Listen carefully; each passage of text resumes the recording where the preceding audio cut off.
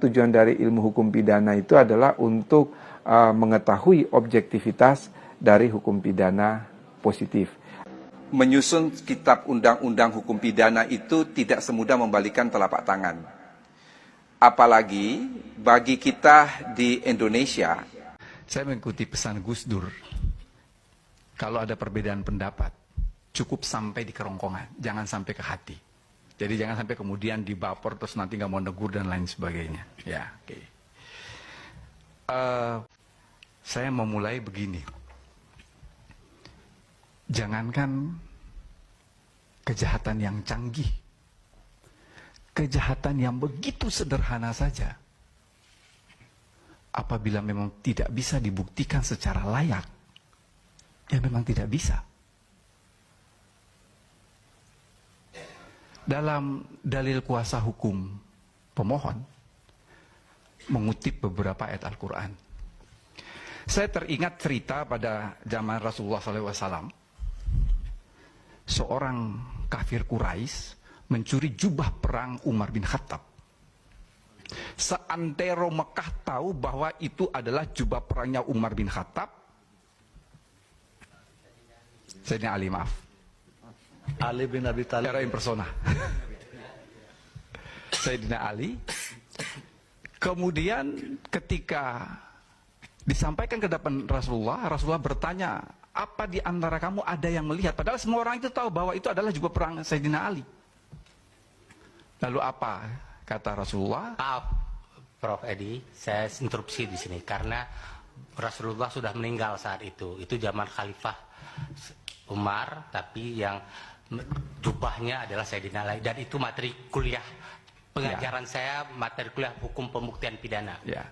Itulah yang mau saya mau katakan untuk menjawab pertanyaan Mas Bambang. Saya persilakan Prof. Edi. Bahwa yang sudah kasat mata saja itu tidak bisa. Oleh karena itu dalam konteks ilmu kejahatan yang ditulis oleh Goldstein maupun Peter Hofnagels, ada yang namanya area not to enforce. Daerah yang tidak dapat dijadikan kenyataan perkara. Jadi kita tidak bisa hanya prejudice, dan prejudice. Sebab apa? Dalam perkara pidana yang dipegang teguh itu adalah in criminalibus probationes beden esse luce clariores. Di dalam perkara pidana itu bukti-bukti harus lebih terang daripada cahaya. Oleh karena itu, dalam konteks perkara pidana, hakim lebih baik tidak menghukum orang yang bersalah daripada dia menghukum orang yang tidak bersalah. Mengapa? Apa filosofisnya? Kalau hakim tidak menghukum orang yang bersalah, maka dia tidak akan lepas dari siksaan di akhirat. Tapi kalau dia menghukum orang yang tidak bersalah, maka dia tanggung dua dosa tuh. Dosa dia sendiri dan dosa orang yang dia hukum yang tidak bersalah. Jadi jangan kita bercerita daki-daki soal ini ada kejahatan begini. Bagaimana persoalan pembuktian. Edward Omar Sharif Hiarie sebagai Menteri Hukum dan Hak Asasi Manusia. Sebelum saya mengambil sumpah berkenaan dengan pengangkatan saudara-saudara sebagai Menteri Negara dan Wakil Menteri Negara Kabinet Indonesia Maju dalam sisa masa jabatan periode tahun 2019-2024. Terlebih dahulu, saya akan bertanya kepada saudara-saudara, apakah saudara-saudara beragama Islam? Ya. Bersediakah saudara-saudara untuk diambil sumpah menurut agama Islam? Bersedia. Apabila demikian, harap mengikuti dan mengulangi kata-kata saya.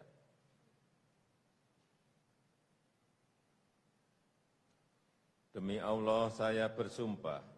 Demi Allah saya bersumpah. Bahwa saya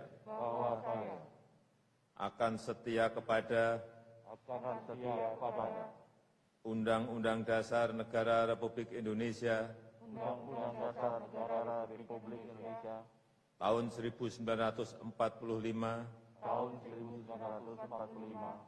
serta akan menjalankan segala peraturan perundang-undangan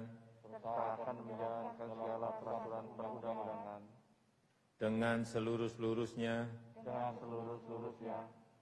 demi dharma bakti saya kepada bangsa dan negara. Bahwa saya dalam menjalankan tugas jabatan akan menjunjung tinggi etika jabatan, bekerja dengan sebaik-baiknya, dengan penuh rasa tanggung jawab.